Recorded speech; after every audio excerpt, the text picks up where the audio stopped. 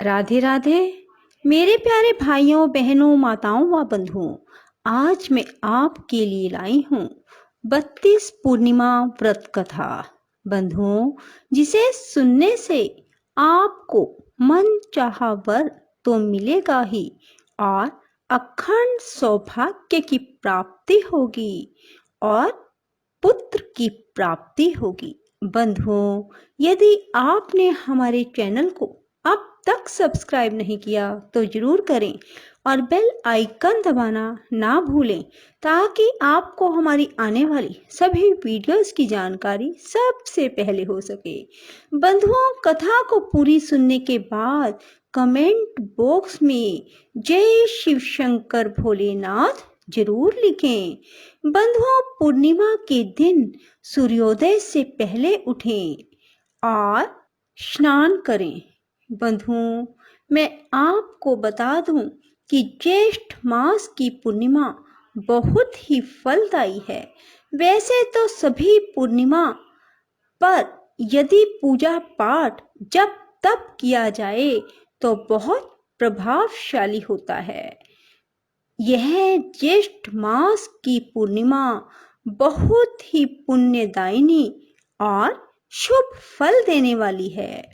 यदि पूर्णिमा के दिन भगवान विष्णु की, भगवान शिव की विशेष पूजा आराधना की जाए तो बंधुओं, भगवान विष्णु, भगवान शिव आपकी हर इच्छा पूरी करते हैं।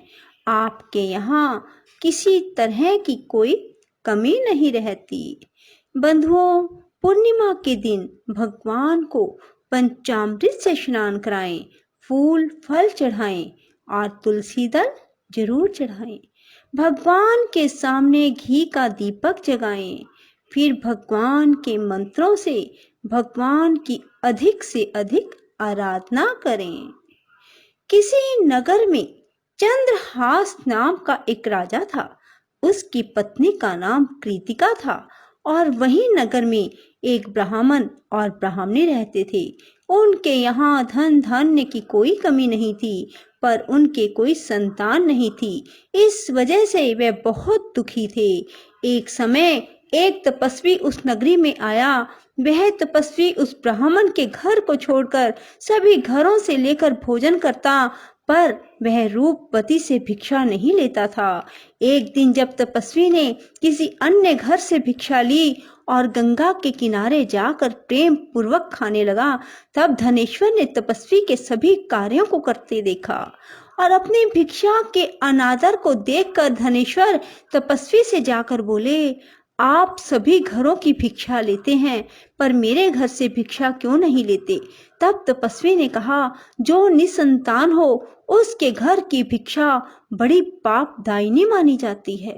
पतितों का अन्न खाने से मनुष्य आप भी पतित हो जाता है। क्योंकि तुम निसंतान हो, इसलिए मैं तुम्हारे घर की भिक्षा नहीं ले सकता। धनेश्वर ने तपस्वी के पैर पकड़ लिए और बोला, मुझे आप पुत्र प्राप्ति का उपाय बताइए। मेरे इस दुख को खत्म करें। आप मेरे दुख को खत्म करने में समर्थ हैं। तब उसके द्वारा प्रार्थना करने पर तपस्वी कहने लगा, तुम चंडी की आराधना करो। और आकर उसने ब्राह्मणी को सारी बात बताई और खुद चंडी की तपस्या करने के लिए वन में चला गया। उसने चंडी की उपासना की, उपवास किया और 16वें दिन उसे चंडी ने दर्शन दिया और कहा कि तुम्हारे पुत्र होगा, पर वह 16 वर्ष का हो जाएगा तो मृत्यु को प्राप्त हो जाएगा। पर यदि तुम 32 पूर्णिमा का व्रत करोगे तो वह दीर्घायु प्राप्त करेगा। जितनी तुम्हारी समर्था हो उतने घी के दीपक बनाकर शिवलिंग के सामने जगाना, पर ऐसा 32 पूर्णिमा को ही करना। प्रातः काल होने पर इस स्थान पर तुम्हें एक आम का पेड़ दिखाई देगा। पेड़ पर चढ़कर एक आम तोड़ना और घर ले जाकर पत्नी को दे देना। अब वह स्वप्न से जागा और पत्नी को सारी बात बताई। स्नान करके पत्नी को खिलाना। प्रातः काल होने पर इस स्थान पर तुम्हें एक आम का पेड़ दिखाई देगा। पेड़ पर चढ़कर एक आम तोड़ना और घर ले जाकर पत्नी को सारी बात बताना और स्नान करके पत्नी को खिलाना। उसके संतान होगी। जब वह सवेरे उठा, उसने वहां एक आम के पेड़ को देखा और आम लगा देखा, पर वह आम तोड़ ना पाया क्योंकि आम बहुत ऊंचे लगा था। और गणेश जी से प्रार्थना करने लगा कि हे गणेश जी, मेरा कार्य सिद्ध करें और मैं अपना मनोरथ पूर्ण कर सकूं। गणेश जी की कृपा से धनेश्वर पेड़ पर चढ़ गया और उस फल को देखा। उसे महसूस हुआ कि ये तो वही वरदान वाला फल है, और उसने तोड़ा और पेड़ से नीचे उतर आया और फिर घर जाकर उसने अपनी पत्नी को दिया। 9वें महीने उसके पुत्र पैदा हुआ और पुत्र बहुत ही सुंदर और सुशील था। उसकी माता पिता ने 32 पूर्णमासी का व्रत करना शुरू कर दिया। 16वां वर्ष लगते ही माता पिता को चिंता होने लगी कि कहीं 16 वर्ष होने पर बेटे की मृत्यु तो नहीं हो जाएगी। इसलिए उन्होंने अपने मन में विचार किया कि ये घटना अगर उनके सामने घटित हुई तो क्या होगा। उन्होंने उस बच्चे के मामा को बुलवाया और कहा कि हमारी इच्छा है कि देवी दास को तुम 1 वर्ष के लिए काशी में ले जाकर विद्या ग्रहण करवाओ। उसे अकेला बिल्कुल नहीं छोड़ना, तुम सदा उसके साथ रहना। और इस तरह से उन्होंने अपने बेटे को 1 वर्ष के लिए काशी भेज दिया। किंतु यह बात मामा को नहीं बताई। धनेश्वर ने अपने पुत्र की मंगल कामना के लिए भगवती की आराधना शुरू कर दी और फिर 32 पूर्णिमा का व्रत पूरा कर लिया। कुछ दिनों के बाद मामा भांजा किसी गांव में ठहरे हुए थे। जिस धर्मशाला में वे ठहरे हुए थे, वहां एक बारात ठहरी हुई थी। लगन के समय वर को कोई रोग हो गया।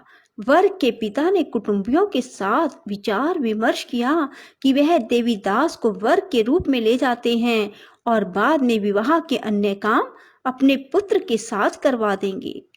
वर का पिता देवीदास के पास गया और बोला, तुम थोड़ी देर के लिए अपने भांजे को हमें दे दो ताकि लगन का काम सुचारू रूप से हो सके। उसके मामा बोले, वर को जो मिले वो हमें देना, मेरा भांजा वर बन जाएगा। और वे मान गए और देवीदास को वर बनने के लिए भेज दिया। विवाह कार्य विधि पूर्वक संपन्न हो गया। पत्नी के साथ भोजन ना किया और पत्नी ने देखा कि उसकी पति की आंखों में आंसू है। वह बोली, आप उदास क्यों हैं? लड़के ने सारी बात बताई। उस कन्या ने कहा, ऐसा कैसे हो सकता है? अग्नि के सामने मैंने आपको पति बनाया है। देवीदास ने कहा, ऐसा मत कहिए, मेरी आयु बहुत छोटी है। मेरी मृत्यु के बाद तुम्हारा क्या होगा? पत्नी बोली, जो होगा सो देखा जाएगा। दोनों ने साथ में भोजन किया और सो गए। देवीदास ने जाने से पहले अपनी पत्नी को 3 नगों से जड़ी अंगूठी दी और एक रुमाल दिया और कहा कि इसे मेरा संकेत समझकर स्थिर चित्त हो जाओ। मेरा जन्म मरण जानने के लिए एक पुष्प वाटिका लगाओ और वहां नव मल्लिका लगाओ और उसे जल से सिंचित करती रहो। जिस दिन ये सूख जाए, समझ लेना मेरे प्राणों का अंत हो गया, अर्थात मेरे प्राण निकल गए। जब ये फिर से हरे भरे हो जाएं, तो समझ लेना मैं जीवित हो गया हूँ और इसे मेरा संकेत समझना। प्रातः काल होते ही विवाह कार्य संपन्न हुए तो कन्या ने अपने पिता से कहा, यह मेरा पति नहीं है, मेरा पति वही है जिसका रात्रि में मेरे साथ विवाह हुआ था। यदि यह मेरा पति है तो मुझे बताए कि रात्रि में हमारी क्या बातें हुई थी, इसने मुझे क्या दिया। ये बातें सुनकर वर कहता, मैं कुछ नहीं जानता। वह लज्जित होकर वहां से चला गया और बारात भी वापस लौट गई। मामा भांजा काशी विद्या अध्ययन के लिए चले गए और एक दिन काल से प्रेरित होकर एक सर्प देवीदास को काटने के लिए वहां पहुंचा। जहर की ज्वाला से सारे स्थान जहरीला हो गया। पूर्णिमा व्रत की कृपा से सांप उसे काट ना पाया। काल वहां आया, उसके शरीर से उसके प्राणों को निकालने की कोशिश करने लगा और वह मूर्छित हो गया। भगवान शिव पार्वती भी वहां आए। उसे मूर्छित दशा में देखकर माता पार्वती ने शिव जी से कहा, इसकी माता ने 32 पूर्णिमा का व्रत किया था, इसे प्राण दें। भक्त वत्सल भगवान ने उसे प्राण दान दिए। व्रत के प्रभाव से काल को भी पीछे हटना पड़ा। उसकी स्त्री उसकी प्रतीक्षा करती थी। उसने देखा कि पुष्प वाटिका में कुछ भी ना रहा और साथ ही देखा कि सब हरा भरा हो गया।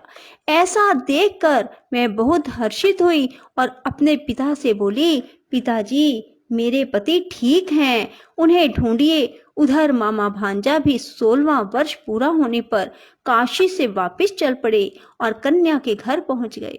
कन्या ने अपने वर को पहचान लिया। धनेश्वर 32 पूर्णिमाओं के व्रत करने से पुत्रवान हो गया और जो भी स्त्री इस व्रत को करती हैं वह कभी विधवा नहीं होती, सौभाग्यवती रहती है।